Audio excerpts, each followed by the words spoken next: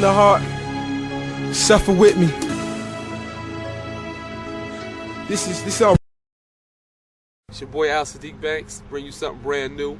The first writer to do this thus far. I got my DVD, the documentary of my life. You know, you've been around with me five or six books. Never even get a chance to see the kid. So, you know, for the next 45 minutes, you can get a little, get a little more in tune with me and find out who I am and why I write what I write. So for the next hour or so. A lot of people talk about pain, they ain't never been through nothing.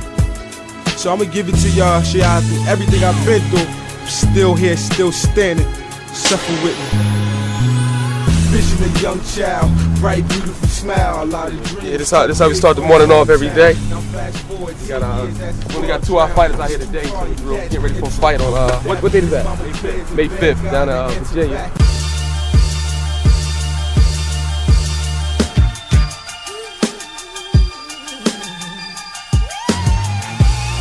I've been working with him for a couple of months now. You know, he got a fight coming up on May 5th out in Virginia. And you know, I took a liking to the kid because he reminded me a lot of myself, you know what I mean? A little street kid, running wild, but he got a talent, you know what I mean? And like me, for a lot of years, you know, I had a talent, but I kind of stayed away from running the streets. So I figured, you know, this is my way of giving back to the kids. If I can keep one kid off the street, you know, I have to go that path, then, you know, my job is done, man. You know what I mean? Boxing been my life for a long time, and I started fighting when I was 7 years old. You know what I mean? I was Golden Glove, 1998, 165 pounds. But you know, when it's time to sign a contract to fight pro, fast winning street deterred me, man. You know, made me just lose track of what the shit that really matters. You know what I mean? It's Nigel Cooper right here. You know what I'm saying? And I want you to tell him honestly. If it wasn't for this boxing program, what would we doing?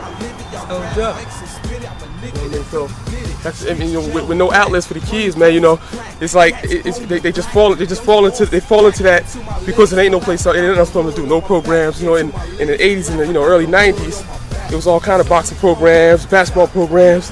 Now the kids ain't got nothing. You know what I mean? So it was a collab on me and a couple of other trainers. You know what I mean? We all get together. You know, our job basically, you know, we got about 20 kids in the gym right now, and the program's growing every day, man. Now we're on our way to the next destination, man. Meet us there. Where I'm from, the sun don't shine. Some see the right path while the rest go blind. We hug the corner all day though, moving that yayo. Cops on patrol, we jet like the magazine. Yeah. Talk to him, Now we're headed to the shop right here. We've been going here for 30 years, man. About the youngest, 12th Avenue, 10th Street. For 30 years in this shop right here. Went through a lot of growing pains in this chair right here, you know what I mean? This man right here know more about me than my mama. A lot of tears cried in this chair, man. A lot of tears, man. Right, Mark? You're right. You're right, man. Sam, Joe, it's all family right That's why these niggas call my phone and they wire. I'm too smart like Marlo from The Wire. Keep it moving, I don't deal with new buyers. Too confused. got a couple shoes I'm doing real bad, you know what I'm saying? So I said, what size you wear? He said, I wear size, what is it? I wear size 11 and a half. I said, I wear but a 10. He said, I can fit them, I got funny feet like that. You know, I got them funny feet.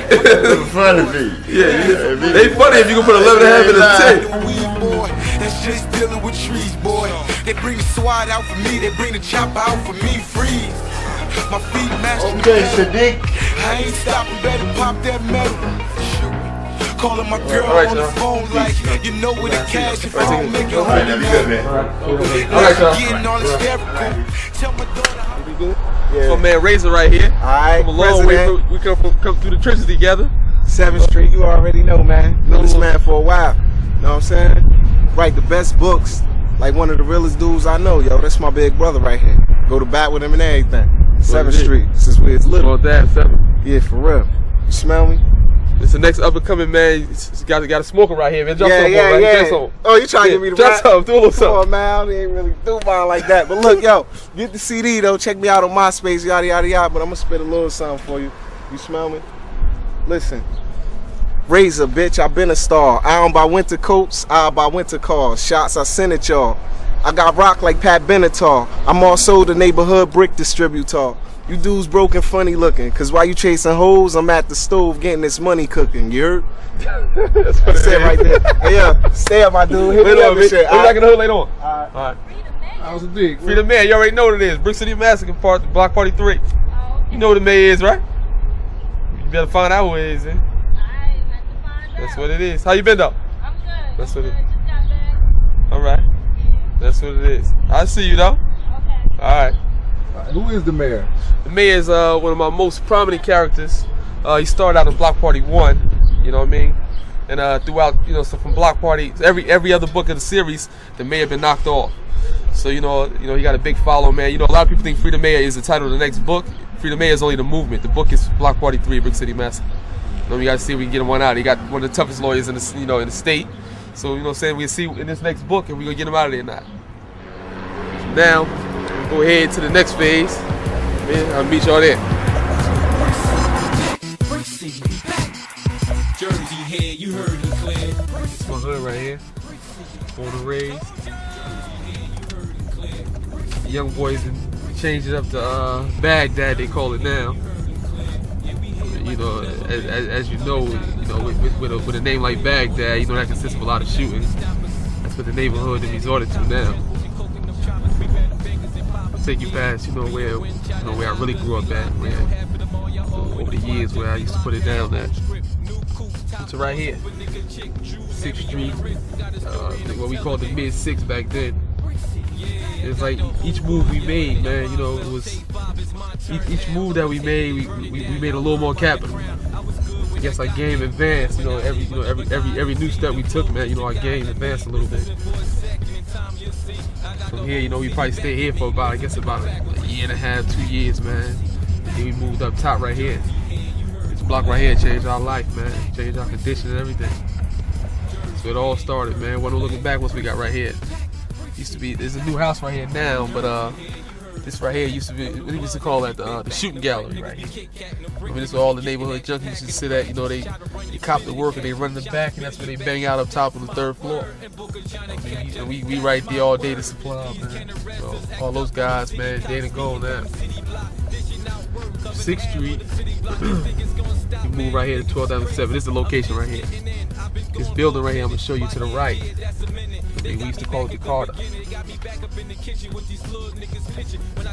Right here.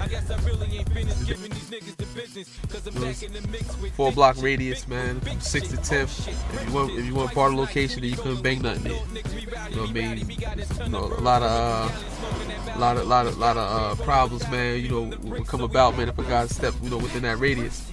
I mean, we played down the block, we play up top the block. Anywhere from 12th Ave to 13th Ave, anywhere from 6th to 10th. That's what we did. What we do. And like I said, though, this is the block right here that changed our life, man. You could have never told me that this block right here, I would end up spending 15 years on this one little corner right here. Not really, not really per se like sitting right on the corner, but this, I put it down for 15 years right here, man. Oh man, big boy right here just riding through the scene.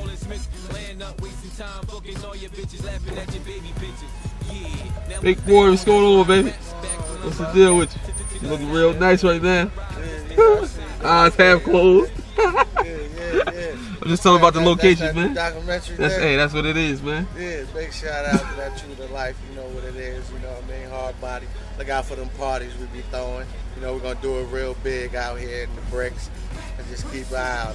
That's what it is, man. Lay it on. We'll pull through here now, catch a couple of my homies, man. I ain't got too many homies left, man. I lost 4 this year alone. You know what I mean? These are a couple of my young boys that, that I come up with right here, though. Do what they do, cooking out right here on the block. Catch them to the... 7th Street. President. Oh, Bart, what's going on? What's right there? Brick. What's going on? Yo, Al, what's good, baby? Same old, man. You know how we do. Same old. Say something, huh? Come on over. 12th Ave, 7th Street, baby. You already know, yo. True to Life, you already know. You know what I'm saying? Oh yeah, True to Life. Yeah, we got to pick up. I'm chilling, man. As soon as the weather break, got my man Crazy Craze right here. Steph, come on, baby. Stop backing on side, baby. Yeah. You know what I'm saying? We all shy acting, man. This how we do though out here, you know what I'm saying? Got all up on the grill, doing it for the fellas. Said though, man, a couple of them my homies, man. They're a couple of years younger than me. A lot of my dudes, man, dead and gone or in the box right now, though. I know, you know, that's a stereotypical thing to say about the hood, man, but it's real talk for me. You know what I mean? You know, I always kept my circle real small. And, you know what I mean? Out of the whole circle, man, you know, it was about 5 or 6 of us, of my era. And I lost, man, this year alone, I think we lost about 4 this year, Tim? We lost 4 this year, man. My last, man, you know, the nigga who passed the game down to me, man, taught me everything. You know, his name is Malik, but the young boys gave him the name Malik the Don. Him Easy the Don is his name, you know. Got murdered in his house, man, back in December, man. You know, it's a rough game around here, man. Rough game. You know, a couple of my young boys, man, 30 years here, 40 years there. You know what I mean? And the other ones, man, they in the ground already. You know what I'm saying? It's just, you know, I just feel blessed, man, that, you know, me and my brother, I mean, you know, it's just crazy that, you know, all the guys, just, you know, you look at the pictures, man, you know, all the pictures on the block with the gold ropes on, you know, things of that nature. And when you really look at the picture, all these guys is gone. We the last 2 standing, man. Man, you know, I blame all that on the law, man, because I ain't do nothing no different than them guys, man. You know, to even really still be in this situation. It's my big cousin right here.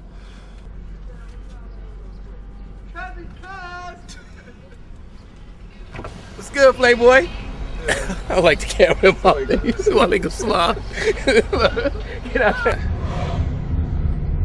How long was you in the game? Oh man, I ran these streets for, man, 15, 16 years, man. It all started off, man, you know, like it all started off just trying to get a couple of dollars from my pocket.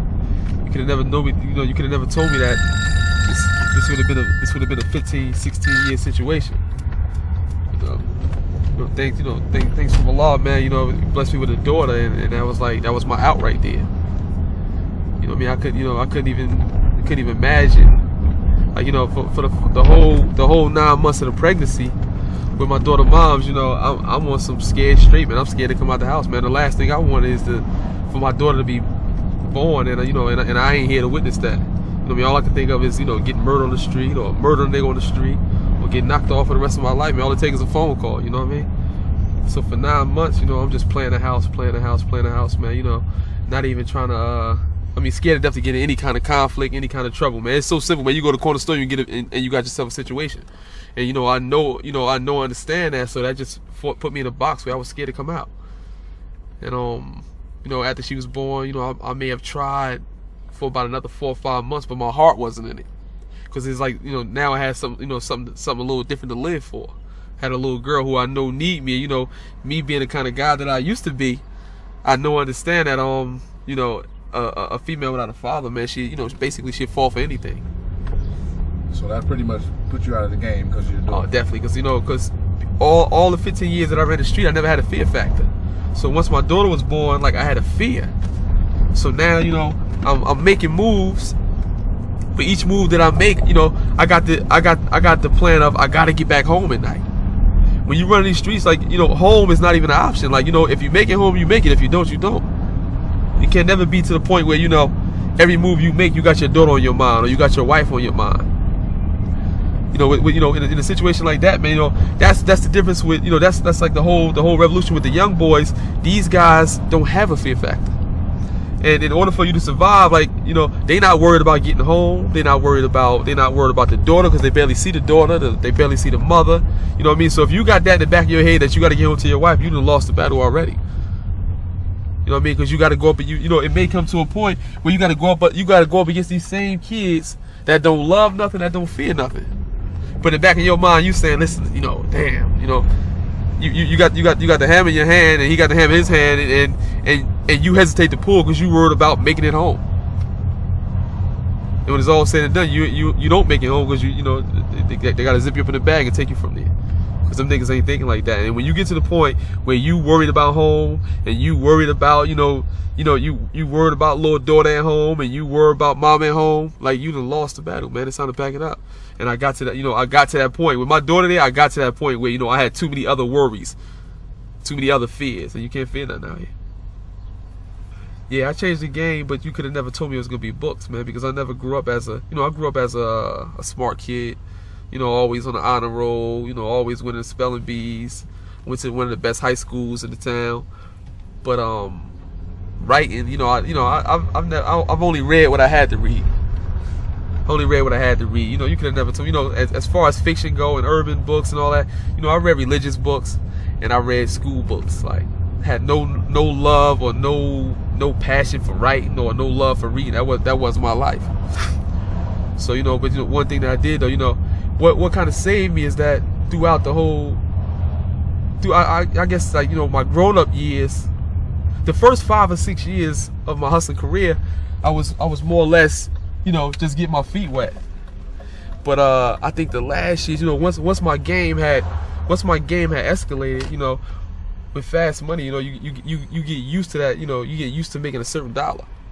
So, you know, the first 5 or 6 years of my game had escalated so much that, you know, a regular 9 to 5 or 3 9 to 5s couldn't match to the kind of paper that I was making. So what I had to do was, look at the boys on us right here. So what I had to do was, I guess the last years of my career, I was just trying to maintain a lifestyle, the lifestyle that I had, you know, that I custom.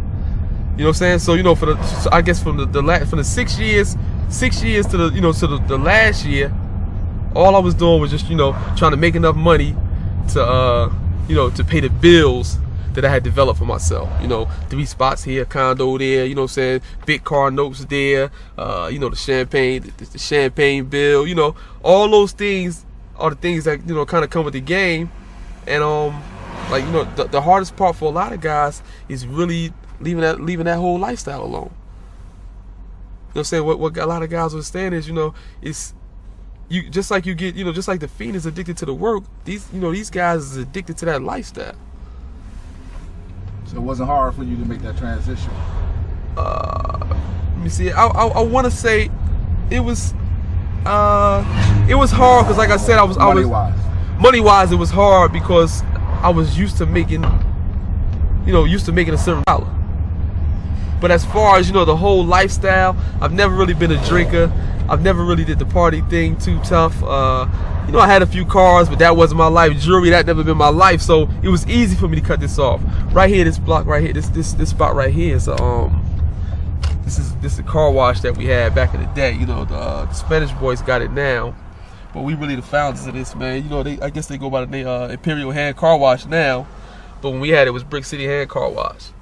I mean, bro, we had the line from right here all the way to that, you know, to the middle of the next block, man, on every day. You know what I'm saying? We had the Go-Go Girls, man. Tell them, cuz. Yeah, the Go-Go Girls was wild. Oh, man, we had the Go-Go Girls out here, man, you know, reeling the cars in, man. And then we had the real workers in the back, you know, fixing up what the girls mess up, man. Yeah. So, you know, but at that particular time, man, by this time, you know, I'm 19 years old. How old was you at that time, cuz? And my brother, man, he wasn't nothing but, you know, I'm about 20. My brother, he about 17 years old. You know what I mean? He's 17 years old at the time, and we kill him. I mean, we getting good legal money right here, but it wasn't nothing compared to the money that we was getting on the street. So we never took this serious. This was a game that we played right here. This was just a front to say that we doing something. Like, you know, just a place to meet bros. Like, you know, that's what we really used this for. Like, the little capital that we was getting here, I mean, was enough for the average man. But at that particular time, we weren't average men, you know what I mean? Yeah, 100 cars a day was the bad day. Yeah, that was a bad day, you know what I mean? Detail, I mean, we had it lined up, man. We was getting a lot of money out here. I mean, we can respect it now. You know, after we done changed our life, all of us to change our lives, though, we realized that was good money. But at that time, that was like, man, I'm not wasting my time with that, man, you know? And then the crazy thing is, man, we just one day, we was so messed up in the game, just one day, you know, a little aggravation here, aggravation there, but nothing that you don't go through in the real world. We just come over here one day and don't open the gate no more.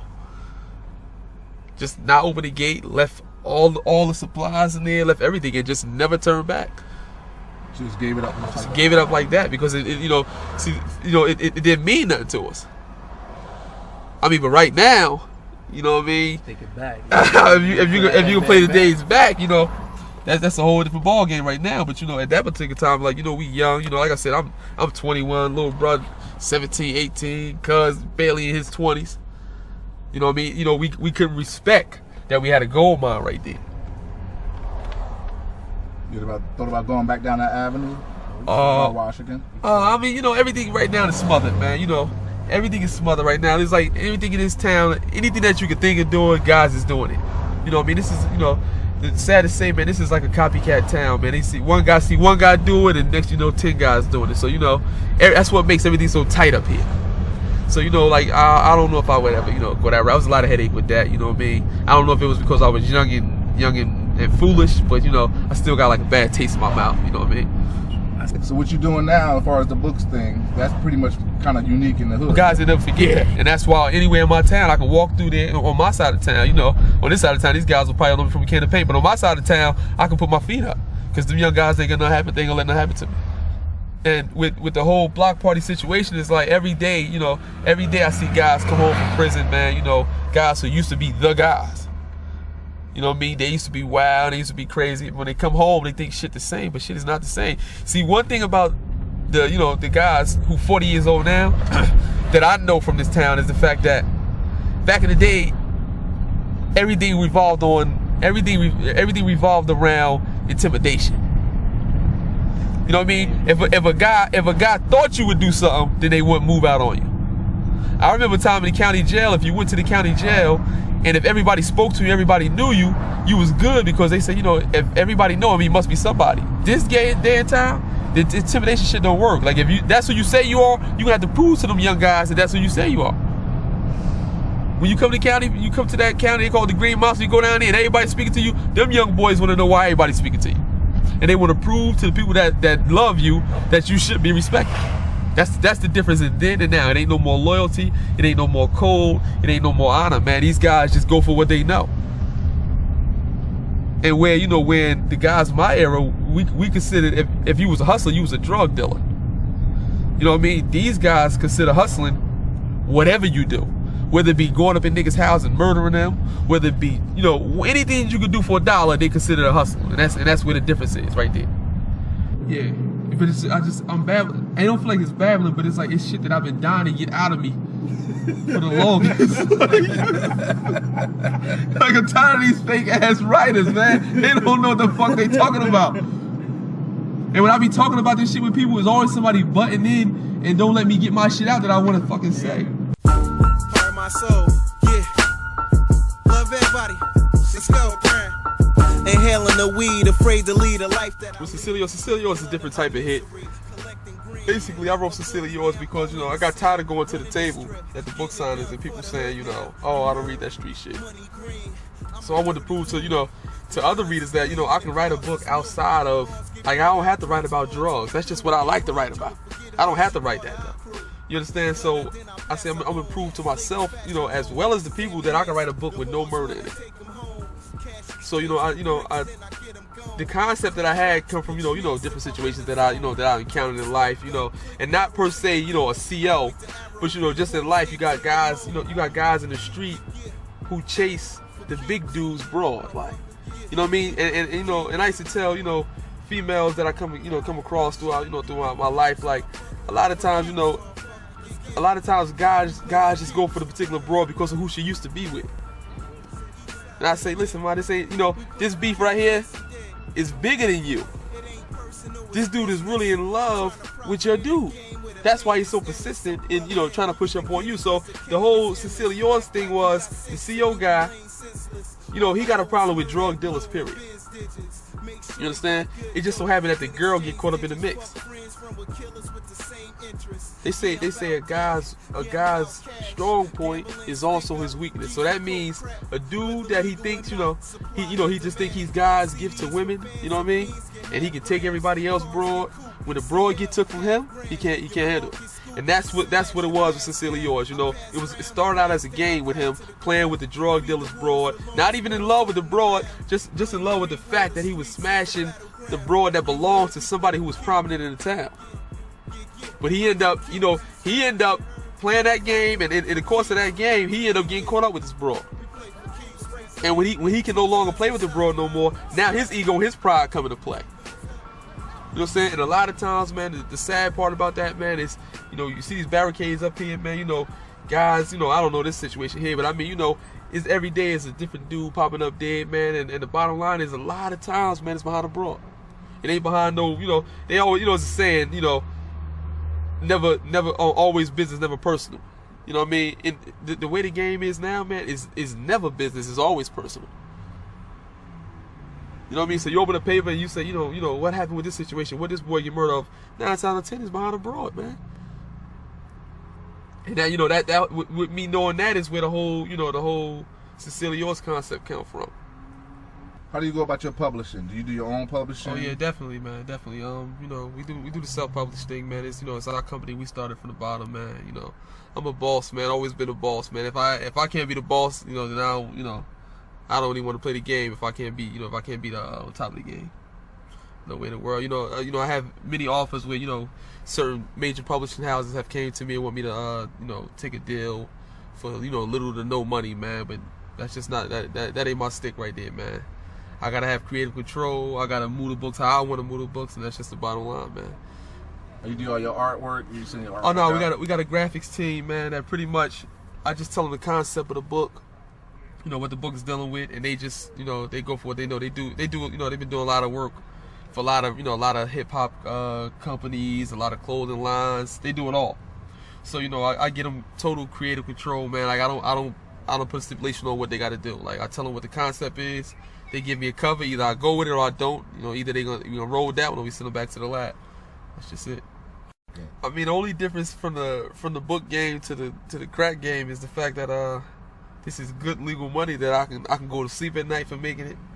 My mom ain't ashamed of me doing this, and you know I ain't got to be looking over my shoulder. Well, you know, to a certain degree, you know, I'm in the hood every day, all day, so you know I still gotta watch over my shoulder, and not from the police, man, but the wolves still watching, man. The wolves watching when you think they ain't watching. So you know I ain't never gonna be able to totally put my feet up because you know the crack game that made my mentality like that. But as far as moving the books go, it's all the same game, man. You know, your hustler mentality, man. You know, this is what I want the young guys to know, that whatever you do, man, you know, it's so many different things that we could be doing out here, and if we use the same tactics that we used on the street, then we ain't got no choice but to succeed in anything that we do. You know what I mean? Like guys are so the game is so fucked up, man. That guys, when they do something legit, if it don't work the first time, they so ready to quit. Oh, I ain't fucking with that. But the crack game or the dope game, whatever they into, they fall on their face time after time after time again. But yet still they won't give it up. They do 4-year bids. They come home and they try it again. They do a year bid in between that. They go home. They come home and they try it again. But we so quick the legal positive shit, we don't have no patience for that. You understand? And that's what I wanted to know, that the same tactics that you use to move that smack or to move that crack, man, is the same thing you need to be doing for anything legal that we do. All the guys that I know that come from the street and that had the right mentality, when they get into the legal world, they soar to the top, man, because it's just certain skills. It's certain skills that you need to survive out here. When you apply those skills to anything else, man, you don't have no choice but to work, man.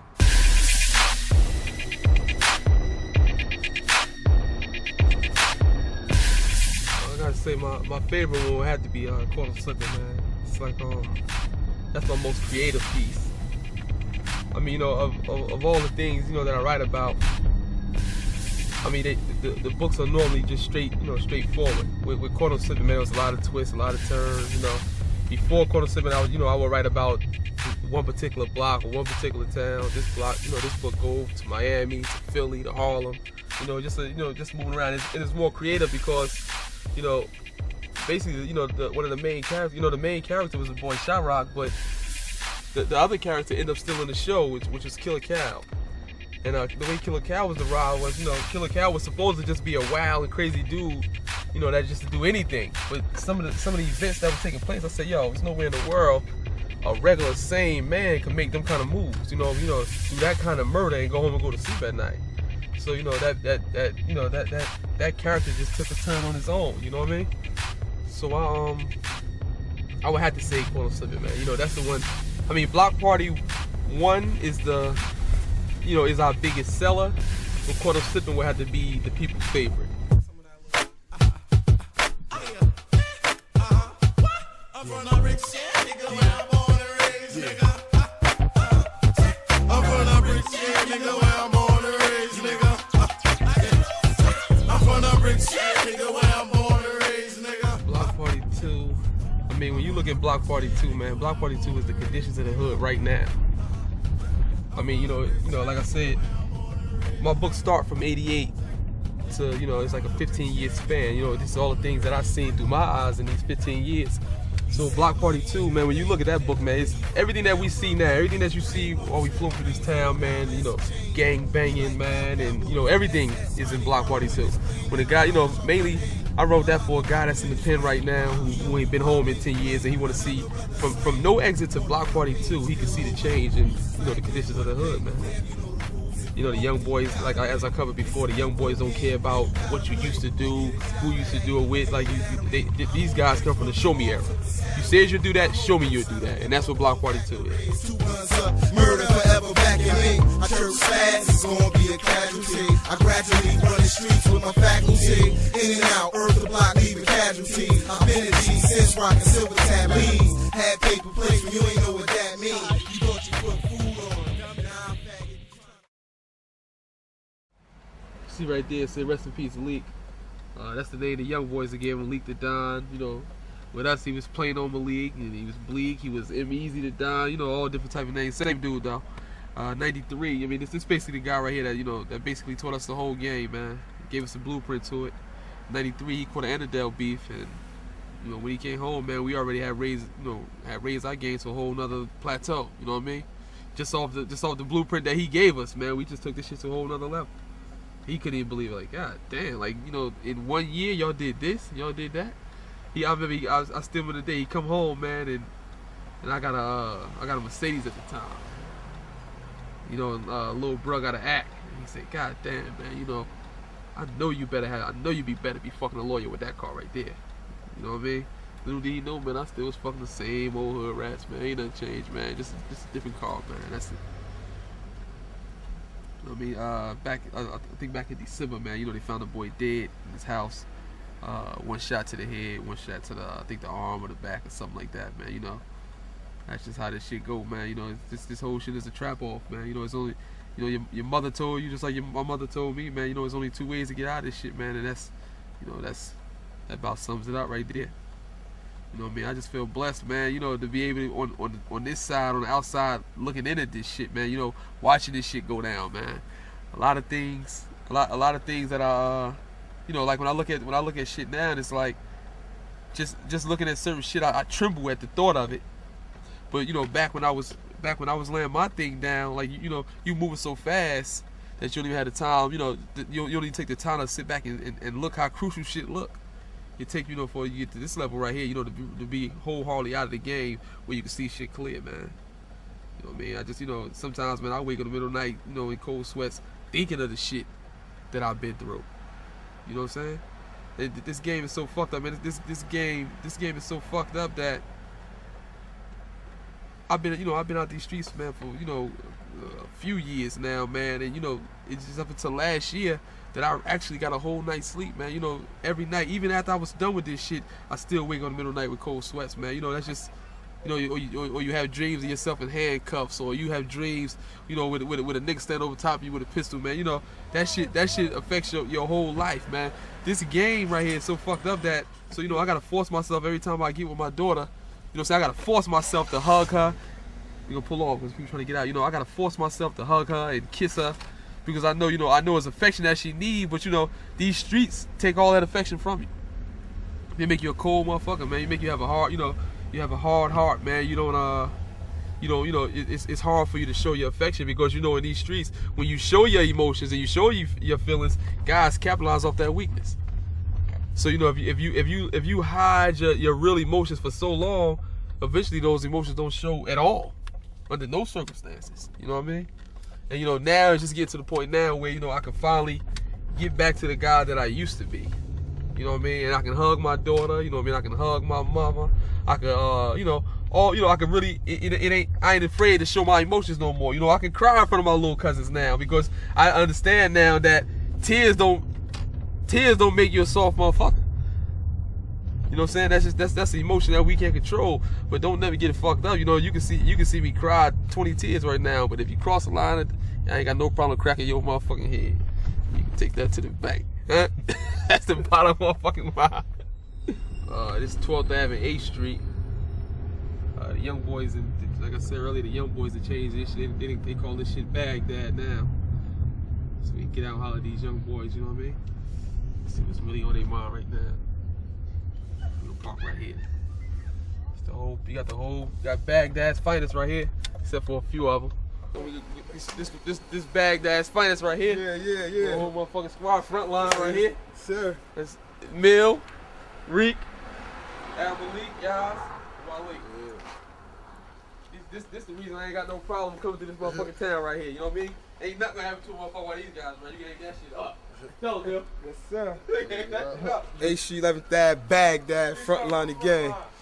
Let me give y'all a little something, you know? Let me see.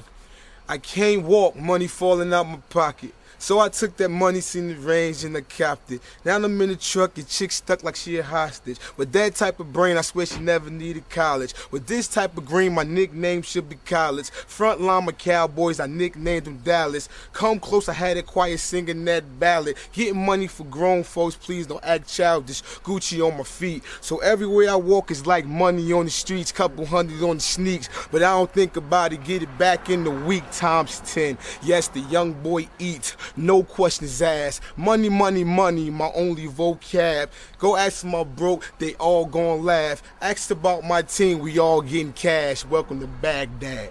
You heard me? Front line.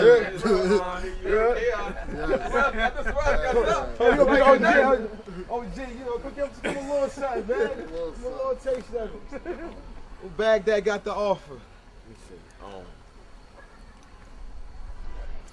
I'm on the edge, about to go back to the old me. 40 in the coastie, about to crack houses OG. It's been a minute, but I'm back where I started at. Back to the spots where it's chocolates where you part of that.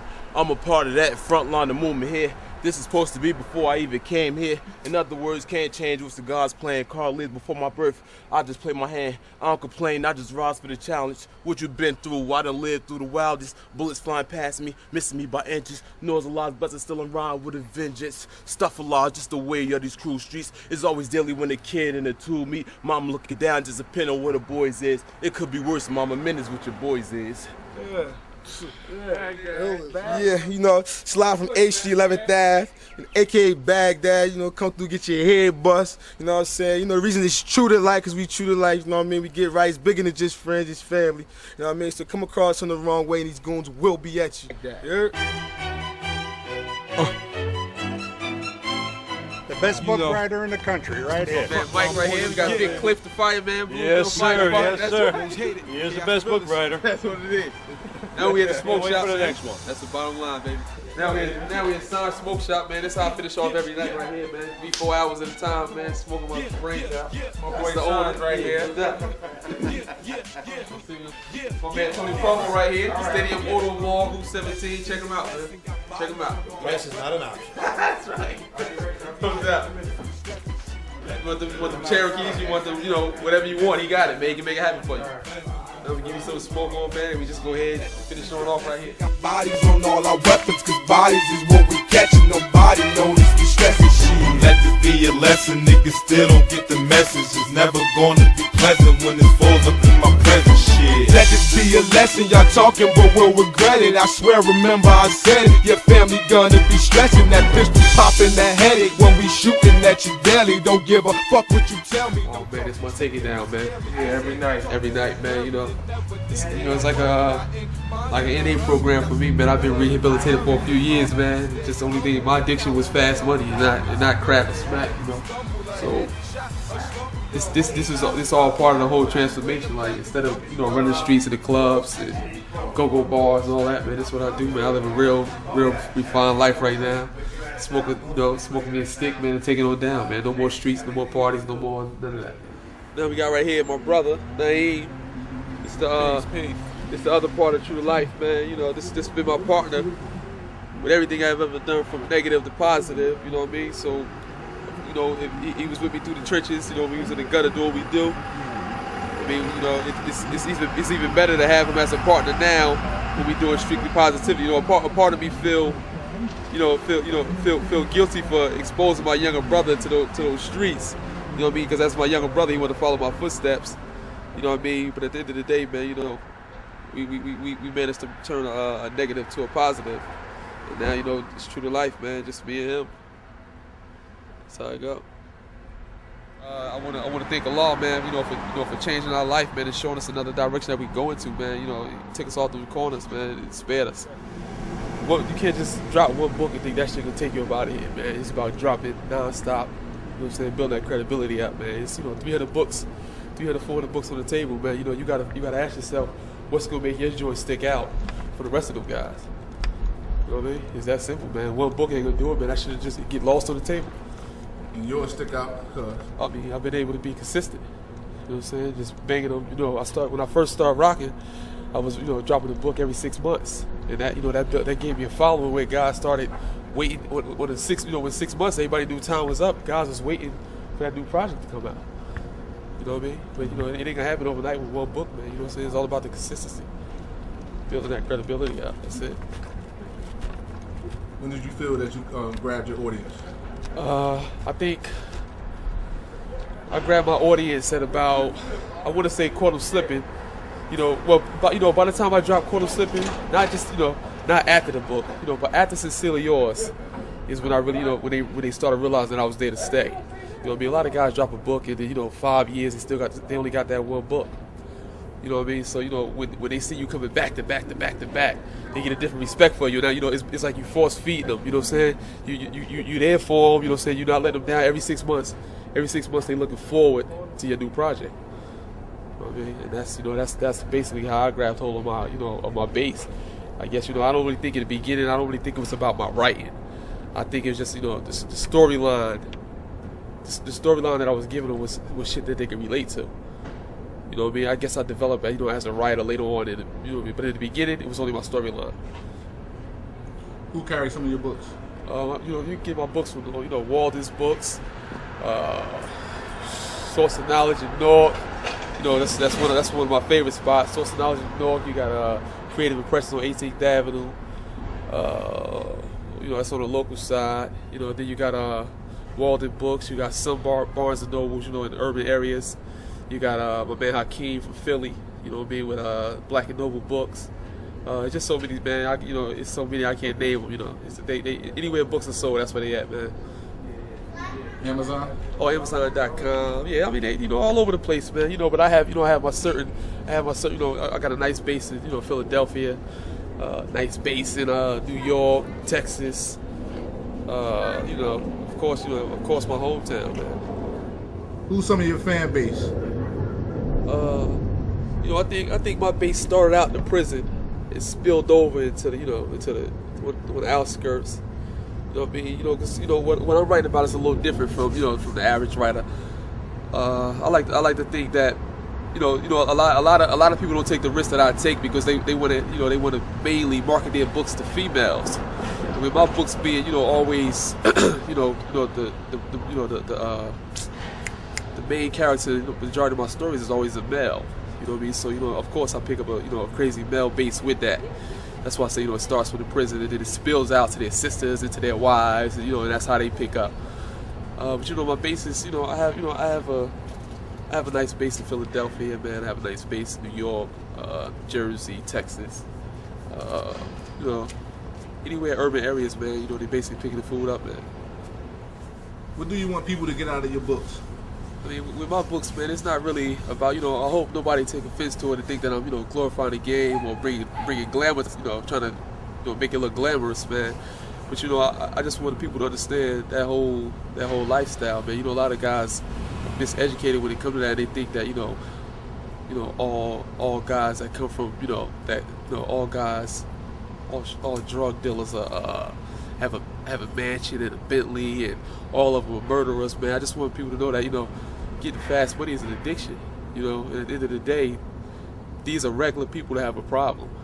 You know what I mean? Everybody that you see on the corner is not a mass murderer. You know what I mean? It's just they got a situation. But these are family men that want to take care of their family just like the 9-to-5 guy would take care of his family.